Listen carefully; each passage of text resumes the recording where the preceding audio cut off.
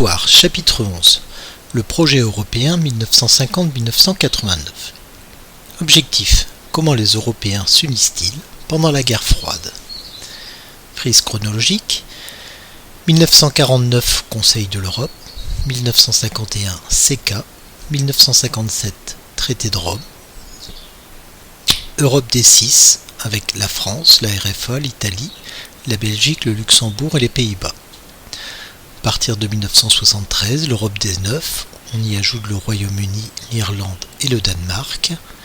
À partir de 1981, l'Europe des 10 avec la Grèce. À partir de 1986, l'Europe des 12 avec l'Espagne et le Portugal.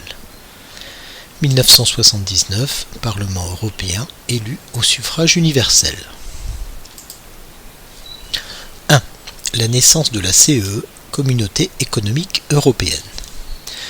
1950, mise en avant du danger communiste, la construction européenne est un enjeu de la guerre froide, car il s'agit aussi de faire front face au péril rouge, en opposant un bloc occidental uni et fort face au bloc soviétique.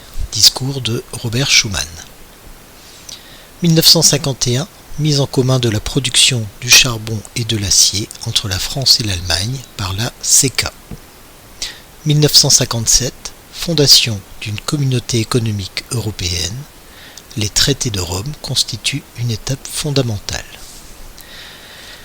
Les principaux acteurs sont Robert Schuman, ministre des Affaires étrangères, et les dirigeants des pays signataires du traité de Rome, Italie, RFA, France, Belgique, Luxembourg, Pays-Bas. Les objectifs du projet sont une libre circulation des marchandises, des services, des capitaux et des personnes entre les États de la CEE. Ils mettent en place de nouvelles politiques communes, comme le transport et l'agriculture.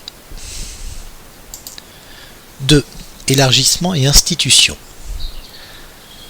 6 pays fondateurs, auxquels s'ajoute en 1973 l'entrée de 3 nouveaux pays, Royaume-Uni, Irlande et Danemark. En 1980 et 1986, ouverture aux anciennes dictatures devenues des démocraties, Grèce, Espagne, Portugal. Parmi les institutions, il y a le Conseil européen des chefs d'État et de gouvernement, la Commission européenne et le Parlement européen élu au suffrage universel.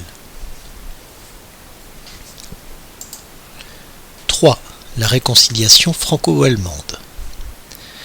Les objectifs de la réconciliation sont d'instaurer des relations pacifiques entre les deux États de manière durable et de mettre en avant les points communs des deux peuples au niveau histoire et civilisation. Les différentes étapes 1958-1960, rencontre entre De Gaulle et Adenauer, c'est le temps du rapprochement politique. 1962, affirmation de la réconciliation sur la scène diplomatique avec les visites officielles. 1972, mise en œuvre des lycées et bacs franco-allemands. 1984, symbolique très forte de la commémoration commune de la bataille de Verdun avec François Mitterrand et Helmut Kohl. Les domaines dans lesquels la réconciliation est mise en œuvre, domaines politiques et diplomatiques, les rencontres entre les dirigeants, les visites officielles, le Parlement franco-allemand des jeunes, le domaine économique avec l'avion Airbus, symbole de la coopération des deux États, et le domaine scolaire et politique de la jeunesse avec la création de l'OFAGE, des lycées et du bac franco-allemand.